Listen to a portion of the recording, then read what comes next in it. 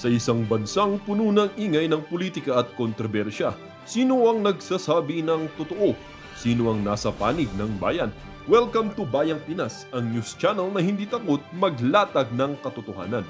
Dito, pinag-uusapan natin ang mga isyong may kinalaman sa kinabukasan mo, politika, pamahalaan, at ang tunay na kalagayan ng ating bansa.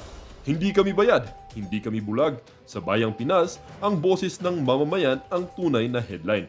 Kaya kung sawang-sawa ka na sa mga baluktot na impormasyon at scripted na kwento, dito ka na. Dito sa Bayang Pinas, tayo ang bantay at boses ng bayan. Kung gusto mong manatiling mulat at informed, don't forget to like, share, and most importantly, subscribe dahil sa panahon ngayon, ang kaalaman ay kapangyarihan. Ito ang Bayang Pinas, balitang totoo, pusong makabayan para sa sambayanang Pilipino. Tara na't alamin ang tunay na balita. Na nasira, ginawa na ng paraan ng kontraktor para maayos ito na, inayos na, pinalitada na yung mga nasira para malinis.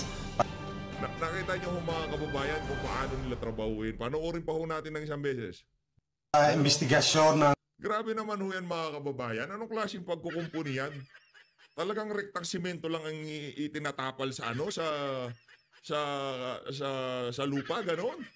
Eh pagka naipon yung tubig na naman diyan sa lupa na yan, babagsak ulit yan. Eh wala na namang bakal eh. Oh, tingnan niyo na Blue Ribbon Committee ni Marco pinipitikan lang ng ganon, oh. Lita. Ito na ngayon. Anong klaseng Yung flood control na nasira, ginawa na ng paraan ng kontraktor para maayos ito na, inayos Kita nyo naman ho yan mga kababayan. na, pinalitada na. Siguro yung pag-reinforce nila dito, pinapatibay nila yung ugat ng mga halaman. Nakakatawa. Wala akong nangyayari dito. Pagka umulan lang ng konti, sigurado tayo, 100%, wasak ulit yung ano na yan. Yung mga nasira. Pakinggan natin itong si Sir. Para malinis, pati yung budget malinis, bilyon yung budget dito. Pero ngayon, ayan na, siguro abot na yan ng 5 bahaan dahil sa investigasyon ng Blue Bilyon ang pondo ho dyan mga kababayan. Ribbon Committee. Wala pang damit yung isang pumipitik na siya. Yan ho ang mukha ng ating flood control. Partida ha, bilyon ho ang pondo niya kada araw. Bilyon ho ang pondo niyan kada araw. O ngayon, ganito yung nagiging resulta, kailangan ho talaga ng ano yan, mapag-usapan ho yan. Itong si Manuel Bunoan, yung kakapalan ho ng mukha, medyo bawasan natin. Huwag nyo na hong hintayin. Magkaroon kayo ng konting respeto sa sarili nyo, mag-resign na ho kayo. Tingnan nyo naman yan, Marcolita. Ayan, tingnan nyo naman yan, di ba? Hindi pa ba kayo magre-resign kung ganyan yung parang sapa yan. Ito na ngayon. Sapa ho yan. Yung flood control. Ang dati parang sapa, yung kinukumpuni ho nila na yan. Hindi ka pa magre-resign yan, Manuel Bunoan? Ibang klase naman. Ang kapal naman ho ng apog nyo, ibang klase. Di ba? Sa dami ng aberya, nakalipas sa 3 taon. Ngayon sasabihin nyo, yung pagtatrabaho nyo, yung pagre-resign nyo, nakasaalang-alang yan sa presidente ng Pilipinas. Ito yan kasi mga kababayan. Once na nag-resign itong si Manuel Bunoan, kung sino man yung papalit, siyempre wala naman siyang pananagutan kung ano man ang nangyari doon sa panahon itong si Manuel Bunoan. At walang gustong kumuha ng kasi kung meron lang competent at makakapagtrabaho ng maayos dyan sa DPWH. Matagal lang napalitan niya si Manuel Bunoan. Pagputok pa lang ng issue na yan, sibak na siya.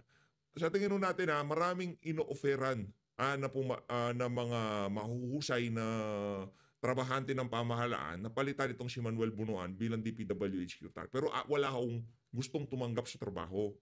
Wala akong gustong tumanggap sa trabaho kasi kahit ano pang galing mo, kahit ano pang vision mo na pagandahin ng mga karsada, payusin ang bahasa Pilipinas, pagdating sa House of Representatives, puro magnanakaw ang mga congressman, karamihan magnanakaw ang mga congressman, meron tayong problema dyan. 'Di ba? Kahit na ano pang galing mo, pagka binulungan ka na ng isang congressman, o isingit mo tong isa na to, pagka hindi mo siningit, may kalalagyan ka diyan sa appropriation committee, 'di ba? O yung mga ano diyan, naku, mayayari ka sa amin. Alam niyo yan si Manuel Bunuan, ba't biglang lumobo yung ba't biglang lumobo yung issue diyan? Sa tingin natin doon sa unang taon, talagang merong tiba-tiba diyan sa DPWH. Di natin sinasabi si Manuel Bunuan. Kaso na umpisahan na nila, ika nga napasubo na tong si Manuel Bunuan o kung sino man yung official diyan. Nakapag-umpisa na sila. Ngayon sa mga susunod na taon, kaya tuloy-tuloy na, pagka hindi ka umano dyan, baka meron tayong mapag-usapan sa mga committee dyan. Baka merong flood control na mapag-usapan dyan. Kaya yung mga sinisingit namin dyan, huwag mong pakialaman. Ganun yung naiisip natin kung yan dahilan ng kanyang, bakit ayaw niya magbitiw siya kadahilanan na siguro pagka iba na nakaupo dyan sa ahensya na yan, lahat ng mga files, records, at kung ano man ang tinatago nitong si Manuel Bunuan, ilalabas kung sakaling matanggal yung si Manuel Bunuan. At marami siguro kakanta dyan sa DPWH na kung saan yung tono hindi magugustuhan yang si Manny Bunuan. Di pa to tayo dito kay Arnold Clavio. Ito mga kababayan, medyo na-trigger lang tayo ng konti kagabi nung nabasa natin itong post na to. Ang sabi ko kasi nitong si Arnold Clavio, siguro pinatutungkolan niya dito itong si Mayor Vico Soto. Ito, lagyan natin ng konti. Ito, ano ang alam mo sa profession namin, Mayor? Siguro binabanggit niya dito, ito si Mayor Vico Soto. Ano ang gray area na binabanggit mo? Gusto kong malaman. Bakit ako sa iyo ito, Mayor? Huwag na tayong maglokohan. Talaga? Alam mo, Arnold Clavio, ikaw, ngayong mga panahon to, laos ka na. Paano ka ba naman hindi malalaos? Yung mga tanong sa'yo, hindi mo pa rin nasasagot. Diba? Pangalawa nito, yaang profesyon nyo yaang pagiging journalist, di ko linalahat, may matinong journalist. Di ko linalahat. Pero karamihan sa inyo, bayaran. Di ko linalahat, Pero karamihan sa inyo, bayaran ng mga politiko. At hindi hindi sikreto yan. Public knowledge yan. Pagkayang balita, nababasa ng mga kababayan natin, pagka ito binabaling sa isang politiko o sa naratibo ng administrasyon, alam mo namin yan. Yung mga binabalita nyo sa GMA, sa mga nakalipas na 3 taon, yung naratibo sa Malacanang. Kaya maraming nagtatanong sa mga kababayan natin. Kaya wala na masyadong nanonood dyan sa mainstream media. Ang tanong nila, ang GMA ba bayaran na rin ng Malacanang? Yun ang tanong Kasi lahat mantakin nyo, napakarami na ng mga nananawagan ng hair follicle test. Pero ang naratibo, kukunin pa rin yung nakay anti-clear. Yung naratibo ng administrasyon. Sa kabila ng napakarami ng mga sinyales na itong ating presidente, hindi natin malaman kung nasa tamang katinoan, pero ang naratibo pa rin ng mga mainstream media na to, kulang na lang pagtakpan nila na sabihin na hindi naggana, hindi nagpupulbure niya si Marcos Jr. Di ba? Sa tingin natin mga kababayan, kung itong flood control issue na to, hindi lamang talaga ganun kalaki. Baka hindi man nga alam pick upin nitong mga mainstream media tong balita na to Kasi wala na lang silang choice. Kahit na masasagasaan ng administrasyon. Pero ang pagmamaniobra na ginagawa ng mainstream media in favor sa administration, talagang kitang-kita. Ipinapakita nila na, walang kinalaman ng presidente dito. Tingnan nyo naman, nag-check nga siya ng flood control. Huwag tayong maglokohan dito, Arnold Clavio. Bago nyo kami paandaran ng ganyan, sagutin nyo muna yung mga katanungan itong si Sara Balabagan sa inyo. Puro Sara tayo, Sara Duterte, Sara Vizcaya, Sara Balabagan. Yun na lang, sir, huwag tayo masyado mag-ipal sa social media. Kasi, sigurado tayo, pagka bumanat kayo, merong maibabato sa inyo. Pagka binato kayo, sigurado, hindi nyo na magugustuhan.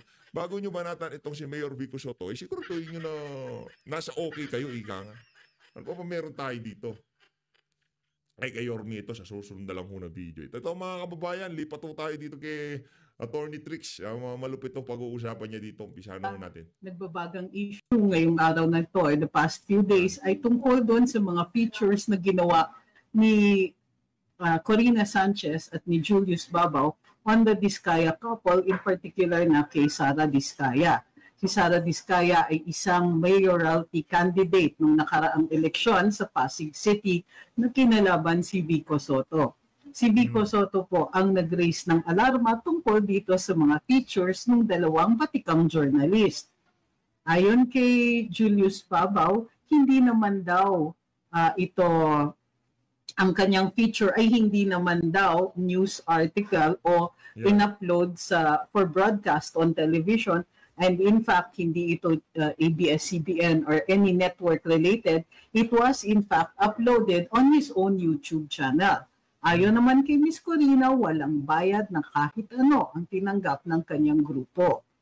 Therefore, gayon pa man, mayroong mga opinyon na nilalabas ang ilang mga journalists at sinasabi na bilang mga journalist, hindi pwedeng tumanggap ng kabayaran para sa kanilang mga istorya. Hindi rin po, or dapat at the very least, in the case of what are called advertorials, kailangan maliwanag, nakalabel yung advertorial or nakalabel na ito po ay paid advertisement. Because essentially, yan po ang issue. Hindi ba kadalasan para sa amin mga vloggers, sa ating mga nagsusulat o nagpo-post lamang sa social media, ang bukod tanging ibinabato ay bayaran. Lalong-lalo na nung nagkaroon ng TRICOM hearings ng Kongreso nitong Pebrero 2025 or March 2025, nakita natin na isa ito doon sa parang pinaririnig sa mga vloggers na nagsusulat ng opinion o nagpo-post. Hindi tayo nagdududa, may possibility nga na ito ay nangyayari. Ngunit nung una ay parang pinalalabas lang na napaka-eksklusibo nito para doon sa mga vloggers. Ngunit nakikita natin na nagiging issue pa rin pala even in straight journalism. Saan yung charger ko? Hindi.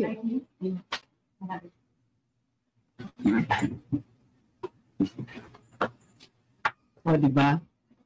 So ngayon, on the defense, ang mga journalists, in particular si Julius Babaw at si Ms. Corina, dahil isiniwalat ito, dahil nag-post si Mayor Vico Soto on the ethics of these kinds of pieces na ipinopost o ginagawa ng mga journalists. Bukod pa dito, isa pang issue ay it was a campaign piece. Pero sabi ni Ms. Corina, ito daw ay ginawa bago pa nag-umpisa ang campaign period. Gayon. Ano ho yun, yung kay Corina, bago pa inumpisahan? Siyempre, ano na yun ika nga, ano pa lang, halimbawa, gusto mong tumakbo ng posisyon sa pamahalaan, o ano pa lang yung December pa lang, o baka September pa lang, nasa utak mo na yun, tatakbo kaya ako kakalabanin ko kaya si Vico Soto. Hindi naman noong, sa taon pa lang ng kampanya, doon mo lang maiisip yan. Ano naman yun, yung napakalim ng paliwanag na yun, napakalim ng palusot na yun, ika. Paman hindi mai-ignore na kandidato si Madam Sara Diskaya dito sa last elections. But even more, kaya po lalong nagiging issue ngayon ay dahil ang Diskaya couple ay isa doon sa tinuturing na involved sa mga flood control projects. Ayaw mo ito. Sir Beres. Dito si Sir. Okay. Isa siya sa itinuturing. Ang Diskaya couple ay mga tinuturing na yun nga involved sa flood control projects.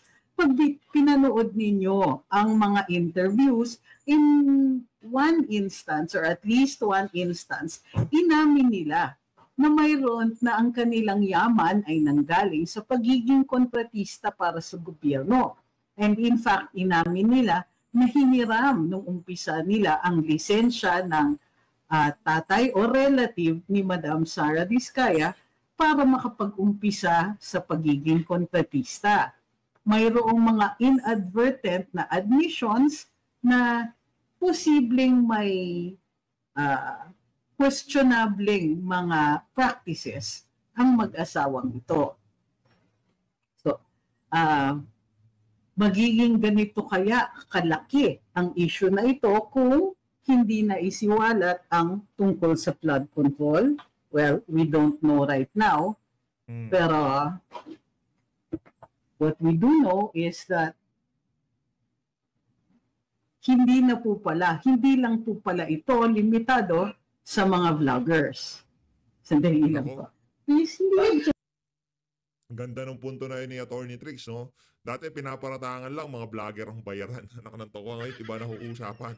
Dito sa nangyayari na to, yung yung credibility nitong mga journalist na to, kung tawagin nila, meron daw ho silang sinusunod na ethical standard, kung tawagin nila, no?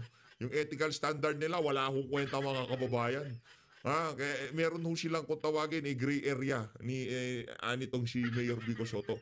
Pagka ito, in-upload mo naman sa iyong personal na social media page, okay lang, kahit na di umano, nagpabayad ka ng, binayaran ka ng 10 million sa mga gagawin mong content dyan sa content mo na yan. Ibang klase, di ba? Ano lang yun, di umano. Base yan kay Mayor Vico, di sa atin. Charge? How did you get in? Hindi nag-charge, Lisa. Nakakabit ba? Yes, it's kabit. Why is it not charged? I-switch ko. Sige. Thank you. Okay. Bago tayo magpatuloy, huwag pong kakalimutan, like, share, follow, and subscribe. Sabi ni Miss Awi, slip of the tongue ba ang nangyari na yan sa mga Diskaya? So, hindi po natin sure. Titignan natin. Yeah, we don't know for sure if or posibleng naniniwala sila that that was okay. So let's see. Nasaan yung gamot ko? Ang sinabi ni Abby, yung mga ganito.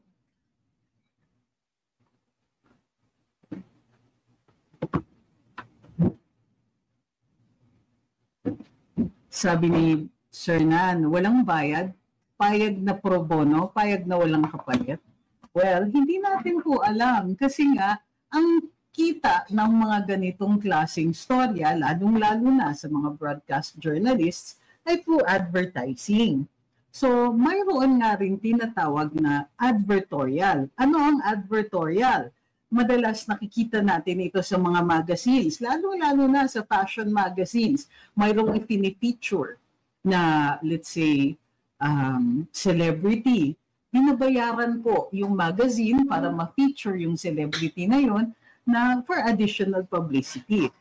Madalas din, nangyayari din sa ibang mga programa that are aired on television and, well, sabi nila, online din. Online din. So, natatawa na ako. Bakit? Kasi ang kadalasang ibinabato ng mga straight-out journalists sa mga vloggers ay isang issue na ganito. Bayaran, fake news. Di ba? Pero doon tayo sa second part nitong discussion natin ay yung tungkol naman sa fake news. So bayaran, fake news, di naman kayo journalists, excuse me, we're not trying to be. Or wala kayong expertise. Ay, expertise daw. Bukod pa niyan, hindi kayo professional journalists. Excuse me, ang definition po sa batas kung ano ang mga profesyon ay yung mga pumapasa ng board exam or some kind of exam or some kind of licensure exam. Yun ang mga tinagurian na professionals.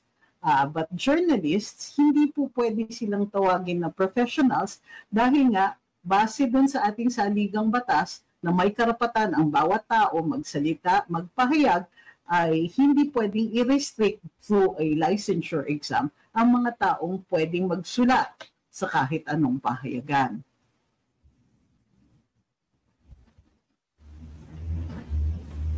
So, doon sa mga advertorial o sa mga feature stories na ginawa sa Diskaya couple, medyo some people might find it a little much. Kasi nga, mayroong portion doon na pinapakita ang 40 na mamahalin at imported na mga sasakyan. At ang sinasabi ay yumaman sila bunga ng, I know it's a cliche, kumbaga parang sipag at tiyaga. Ngunit, underneath it all, at lalong-lalo na ngayon na under the spotlight ang mga kontratista ng gobyerno who may or may not have links to certain legislators, ang question is, legal ba yan? O legal ba ang nakuha ninyo bunga ng inyong sipag at tiyaga? Saan ba talaga kayo nagtsatsaga dyan? So, what we really just like to point out here is that issues of bayaran or ano ba yung iba na non-professionals or yung mga fake news is not exclusive to any particular platform. Maging social media yan or broadcast media. Maging broadsheets, magazines, or anything online. Lahat ng mga issue na ito ay kumbaga, ay tumatawid. The platforms no longer matter. What matters here is that binabalanse natin ang interest ng pagbibigay ng impormasyon o pagsasalita at pagpapahayag doon sa need to protect the public from false information na maaring nakakasira o nakakadamage, whether the damage is personal as in the case of libel or national as in the case of false publications. Kailangan tuloy-tuloy ang usapan ng fake news, ng bayaran, and so on, pero it is no longer possible para sa mga straight-out journalists, kumbaga, journalists who studied and are in the profession in a particular traditional media, hindi na nila maaaring sabihin yung mga terms na yon as though they are limited only to the wild, wild frontier of the internet. Kumbaga, itong mga condescension na pinapractice o ginagawa ng mga nagtatawag sa sarili nila ng mga journalists ay hindi maaari, cannot look down on social media anymore. Nakikipagsiksikan nga kayo sa atin dito eh. And the space is wide. Ang laki ng internet. Anybody can be here. Anybody can speak. Anybody can post. Nakikita natin na yung condescension ay nagiging bunga ng maraming tumatangkilik sa mga nagpo-post ng opinion on social media. Pero makikita natin, nung wala pa ang internet, sino yung mga sikat na mga manunulat sa mga pahayagan? It was the columnists. Nagpapahayag sila ng kanilang opinion. So kung mayroong mga ganon, bakit hindi pwede sa social media?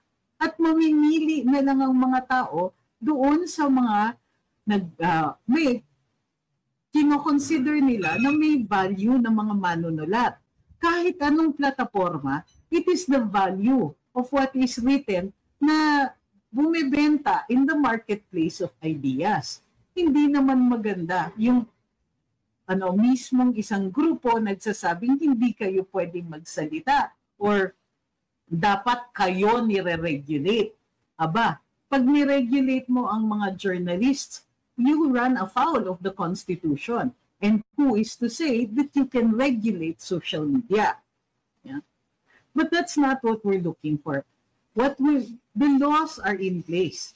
Kailangan lang siguro ayusin ng ating Kongreso kung ano yung mga maa-adapt natin to social media na mag-penalize sa mga tao na deliberate na nagpapakalat ng balita na nakaka-damage.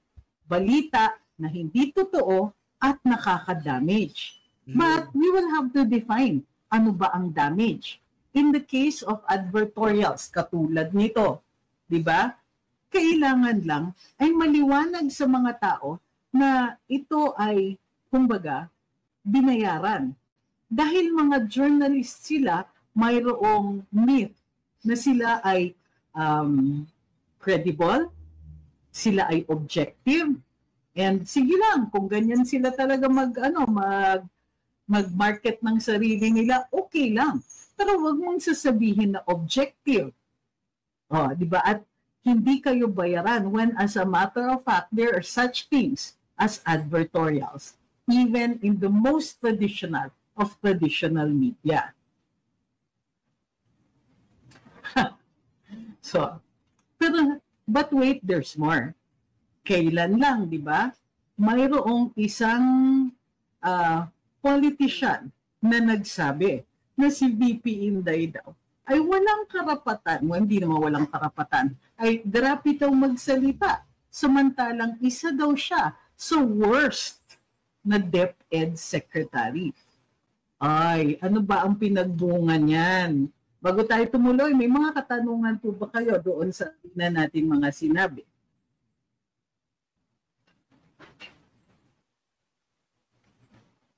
Dali lang po. Bakit ayaw mawala yung isang... Ayan. Sabi ni Representative Antonio Tino, si VP Inday daw ay worst DepEd Secretary ever. Tapos a complete failure daw as DepEd Secretary. Ito ay dahil criticize ni VP Inday Sara ang educational system dito sa Pilipinas at sinasabi na sa paper and pencil stage pa rin tayo. Samantalang ang buong mundo ay digital na or naka-advance na beyond, well, and we are still in the most basic level, state sa edukasyon. So, hindi ganun kabigat ang tingin ko that si VP Inday was merely stating a fact. Yes, of course. Dahil during her tenure and in the tenure of Secretary Briones, nagpa-assess sila ng mga Filipino students. At nakamaliwanag na in comparison sa mga estudyante the world over, behind talaga tayo sa math, sa science, and in so many other areas. Dito nga sa Pilipinas, ang ikli ng panahon na binibigay natin sa pag-aaral ng ating kultura at kasaysayan. Bakit importante ito? Nasa saligang batas natin na kung hindi natin aaralin ang tungkol sa ating kasaysayan o sa sariling kultura, hindi tayo makaform ng national identity that leads to national unity. Yung shared experience of a historical past ay isa sa paraan para maging cohesive ang ating bayan. So, pero anong ginagawa? Konti lang talaga ang nilalaon na oras, maging sa grade school, sa high school, pero doon sa extended, sa K-12, mayroong pumong para doon sa mga particular tracks na nagtuturo sa ating sining at kultura. So, ngayon, sumagot ang Malacanang sa Undersecretary Claire Castro. At bukod pa, at binakaapan ang sinabi ni Representative Tino. But before that happened, sumagot si Vice President Inday. Sa interview niya kay Alvin and Tourism, ang sabi ni Vice President Inday, kung ganun daw, kung tinagurian siyang failure ng Marcos administration sa kanyang tenure bilang kalihim ng edukasyon, bakit ang Pangulo ay panay pa rin ang offer? Ano ba ang gusto mong posisyon? Nung nag-tender daw si VP Inday ng kanyang resignation, kinausap pa siya ng presidente in trying to convince her na baka meron kang ibang gustong gawin, baka meron kang ibang department na gustong kunin. At o kaya, whatever else, ano ba ang gusto niya? In short, imbis na i-address ni BBM ang reasons, nagtatanong naman siya kay VP Inday kung ano ang dahilan sa kagustuhan niyang mag-resign, ayaw na ni VP Inday na magsalita. Kasi hindi ba't malinaw na by this time? Nagsabi na siya ilang beses, inaatake siya ng administrasyon. Ilang beses at sistematiko ang paraan ng pag-aatake sa kanya at nauwi nga ito later on sa attempt na i-impeach at i-unseat siya.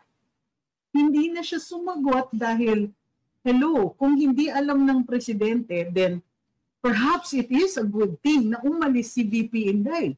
Kung clueless ang presidente na ang mga sarili niyang tao ang umaatake sa kanyang vice-presidente na up to the last minute he was trying to get her to stay. Anong klaseng administrasyon yan? Ano ngayon ang resback ni Undersecretary Claire Castro?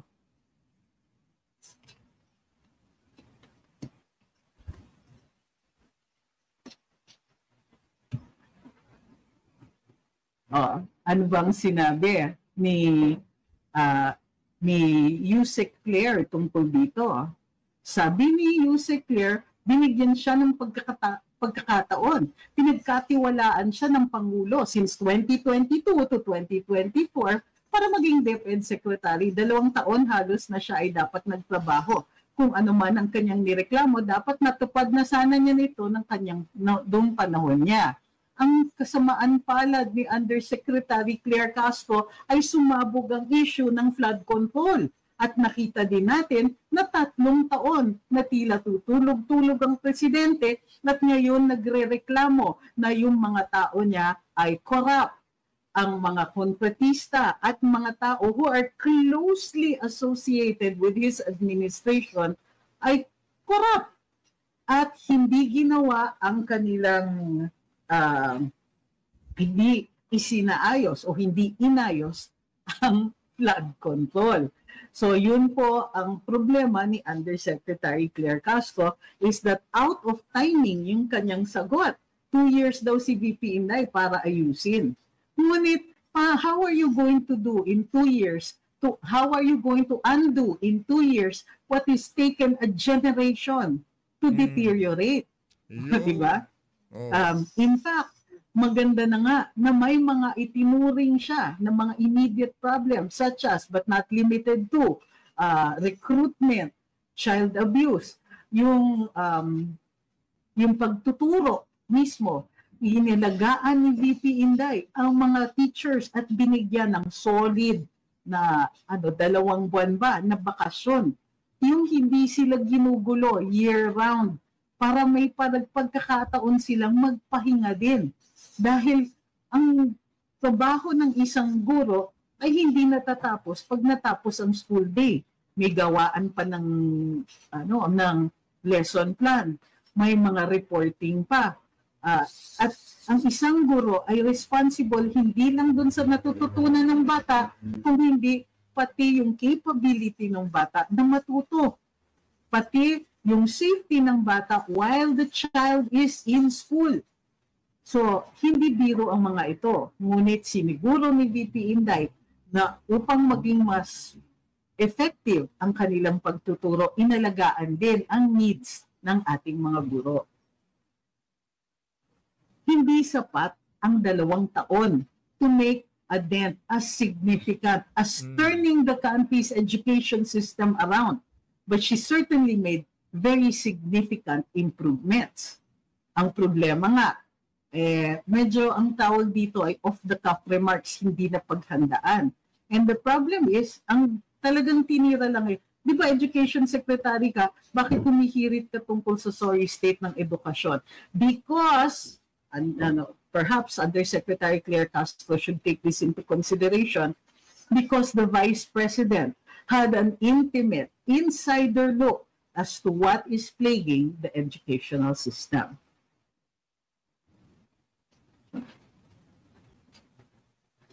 Of course, mayroon na ring dagdag si VP Inday na tila hindi yata nasagot na tungkol sa kanyang obserbasyon na at 10:30 ng umaga nangangamoy alak daw ang Pangulo. Nako. Okay. Okay. Medyo ngayon lang ako nakarinig na mayroong Pangulo na gano'n.